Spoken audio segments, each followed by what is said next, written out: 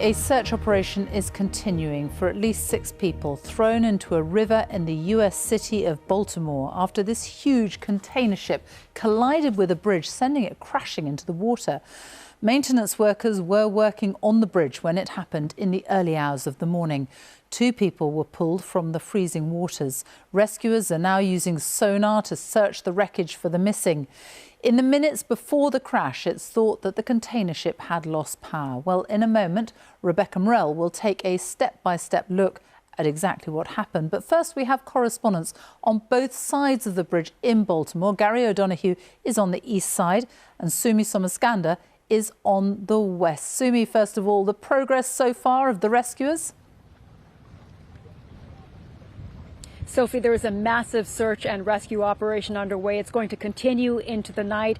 As you mentioned, they are using sonar detectors to try to more precisely locate where those missing workers might be. We have also learned that FBI divers have joined those rescue and recovery boats and that they are using robotic cameras to also try to locate where those missing workers might be.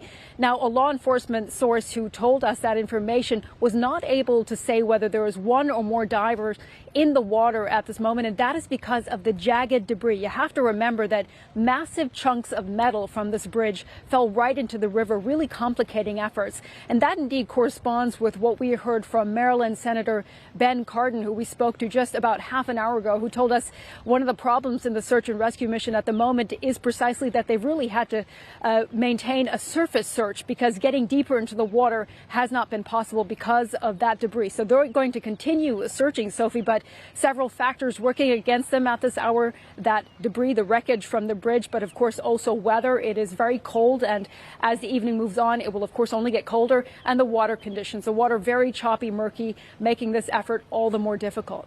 And Gary O'Donoghue, I mean, the images are extraordinary. A lot of people are very surprised at just how fast this bridge collapsed.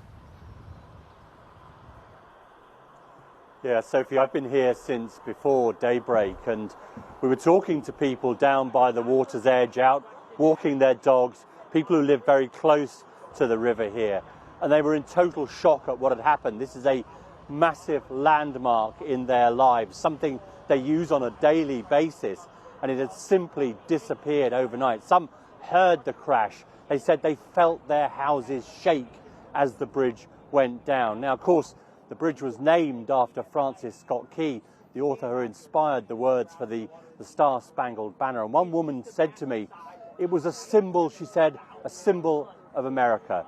This is how the day's events unfolded.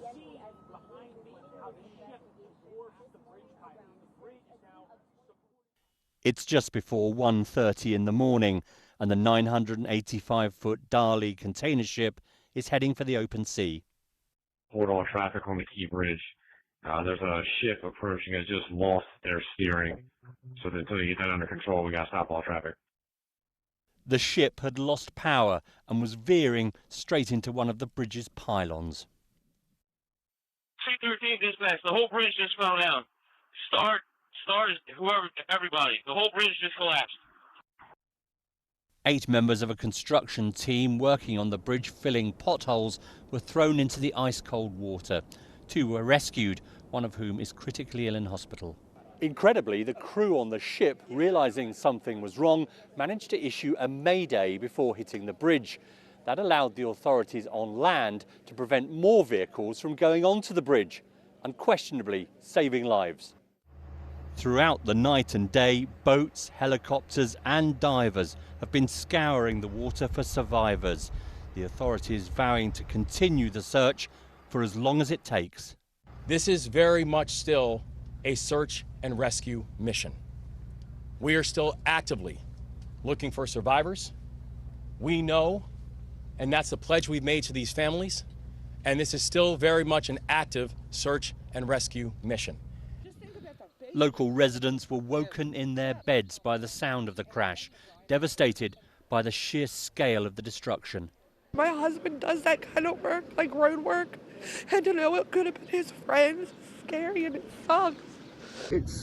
It's the Key Bridge. It's a symbol of America. It's very sad. It's very sad.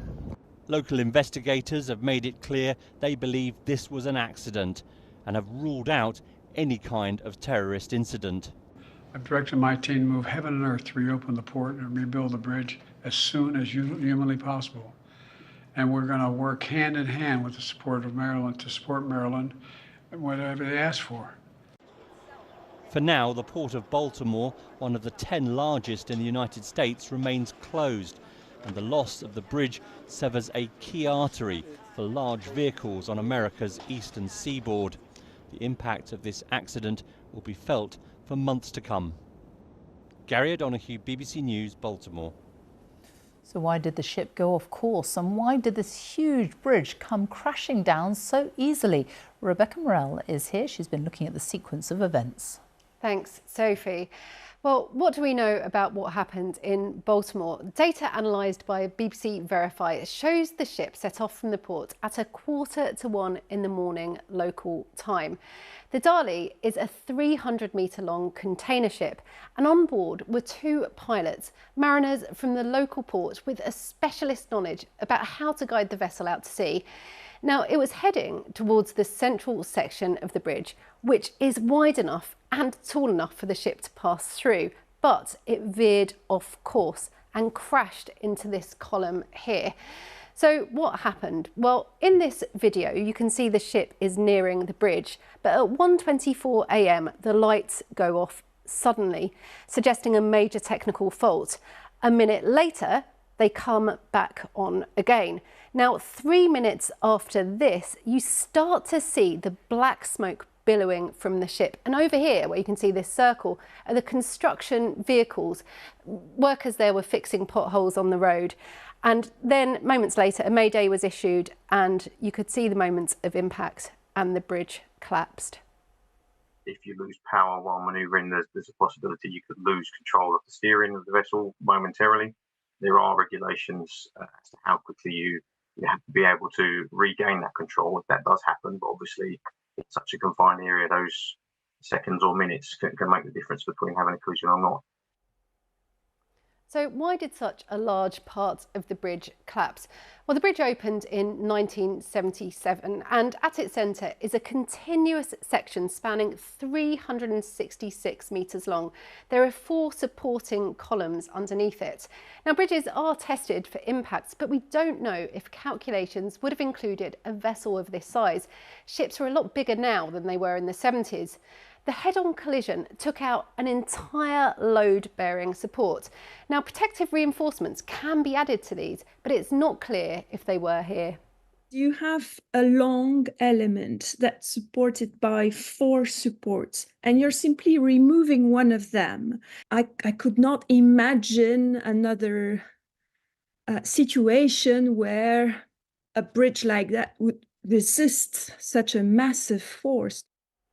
A major search effort is still going on, using sonar to try and locate any vehicles that fell into the 15 metres of water below. And an investigation into the tragedy has already begun.